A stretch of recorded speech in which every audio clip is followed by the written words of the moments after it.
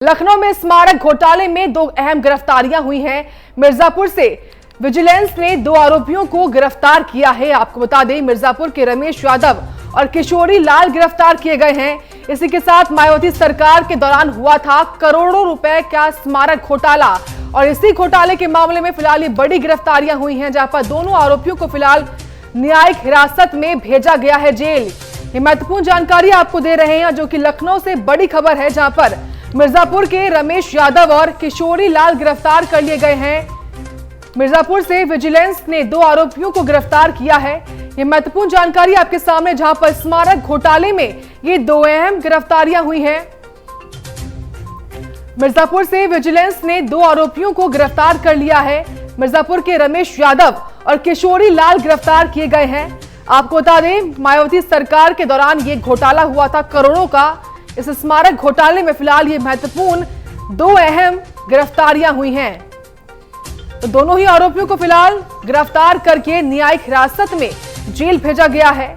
मिर्जापुर के रमेश यादव और किशोरी लाल गिरफ्तार कर लिए गए हैं। जिस तरीके से मायावती सरकार में उन्हीं के कार्यकाल में स्मारक घोटाला हुआ था करोड़ रुपए का, और इसी घोटाले में फिलहाल ये बड़ी गिरफ्तारियां हुई हैं। मिर्जापुर के रमेश यादव और किशोरी लाल गिरफ्तार कर लिए गए हैं। मिर्जापुर से विजिलेंस की टीम ने इन दोनों ही आरोपियों को धर दबोचा है। एक बड़ी गिरफ्तारी मानी जा रही है, बड़ी सफलता विजिलेंस टीम के हाथ लगी है, जहां पर स्मारक घोटाले में दो अहम गिरफ्तारियां की गई हैं। तो मायावती सरकार के दौरान ये बड़ा घोटाला हुआ था करोड़ों रुपए का, और इसी घोटाले के मामले में मिर्जापुर से विजिलेंस ने दो आरोपियों को धर दबोचा है। फिलहाल इनसे पूछताछ का सिलसिला जारी है और अग्रिम जांच पड़ताल पुलिस इस पूरे मामले में कर रही है।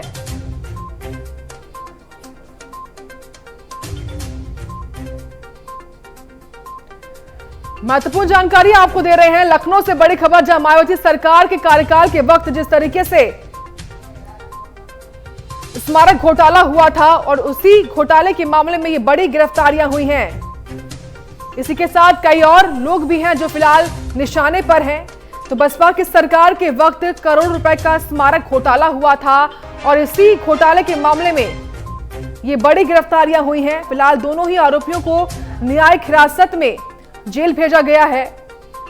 बताया भी जा रहा है कि जल्द ही इस पूरे मामले में और भी गिरफ्तारियां हो सकती हैं, क्योंकि जिस तरीके से ये बड़ा घोटाला हुआ था, इसी के चलते अभी भी और ऐसे और कई लोग हैं जो निशाने पर हैं।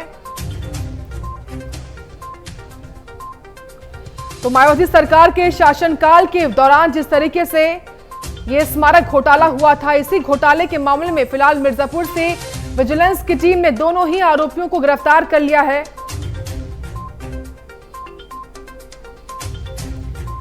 ये बड़ी कार्रवाई और ये बड़ी गिरफ्तारी, जहां स्मारक घोटाले में दो अहम गिरफ्तारियां हुई हैं। मिर्जापुर से विजिलेंस की टीम ने दो आरोपियों को गिरफ्तार कर लिया है। महत्वपूर्ण जानकारी आपको दे रहे हैं, जहां स्मारक घोटाला जो कि बसपा के कार्यकाल में हुआ था, बसपा सरकार में हुआ था, और उसी कार्यकाल में अब ये गिरफ्तारी हुई है। और अधिक जानकारी लेंगे नंदन से। नंदन, बसपा सरकार में जिस तरीके से स्मारक घोटाला हुआ था, उसी घोटाले के मामले में बड़ी गिरफ्तारियां हुई हैं, क्या कुछ जानकारी आपके पास? जो स्मारक घोटाला था काफी अर्से से चल रहा था, क्योंकि बसपा सरकार में कई सारे ऐसे घोटाले हुए थे जिसकी लगातार जांच चल रही थी।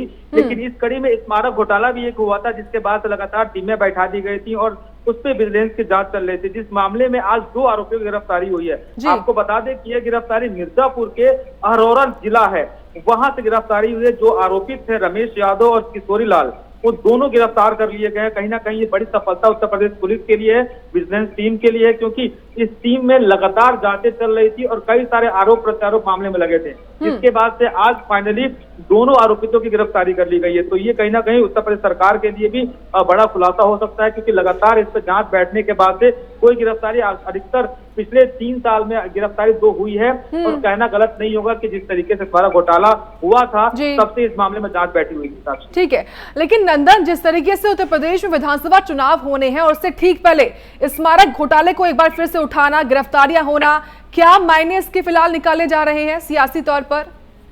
साक्षी देखिए, अगर सियासी तौर पे बात करें, राजनीति अगर मुद्दा उठा के बात करें तो कहीं ना कहीं हर सरकार और जब भी चुनाव आने वाला होता है कोई ना कोई सभी पार्टियों की कोई ना कोई जो पुरानी चीजें दबी होती हैं, यानी जो घोटाले दबे होते हैं, उस पे कहीं ना कहीं एक पुरजोर प्रकाश पड़ता है और उसमें गिरफ्तारियां शुरू हो जाती हैं, जिसके बाद ये बसपा सरकार लगातार टूटता हुआ नजर आ रहा था। मायावती सक्रिय नहीं थी, लेकिन बावजूद इसके कहीं ना कहीं भाजपा सरकार कह सकते हैं कि जिस चीज की जांच लगातार अरसे से चल रही थी, उसमें एकदम से विधानसभा 2022 के चुनाव से 6-7 महीने पहले ये 2 गिरफ्तारियां अहम हो सकती हैं, क्योंकि भाजपा के लिए, क्योंकि जिस तरीके से जो कड़ी से कड़ी घोटाले से जुड़े जा रहे थे, और चाहे बसपा की बात कर ले, चाहे सपा की, समाजवादी पार्टी के भी कई घोटाले ऐसे हैं जिसकी फाइलें अब फिर से ओपन होने के चांसेस नजर आ रहा है। और कहीं ना कहीं इसकी एक छोटी सी इकाई हम इस गिरफ्तारी से जोड़ सकते हैं, क्योंकि स्मारक घोटाला काफी पहले हुआ था और उसके बाद से विजिलेंस टीम लगातार जांच कर रही थी, लेकिन 6-7 महीने पहले चुनाव के गिरफ्तारी होना कहीं ना कहीं साबित कर रहा है कि राजनीति भी चरम सीमा पे है और राजनीति की गहमा गहमी जरूर देखने को मिल सकती है। अदंदन, आप बने रहिए हमारे साथ, आगे भी आपसे जानकारी ले लेंगे।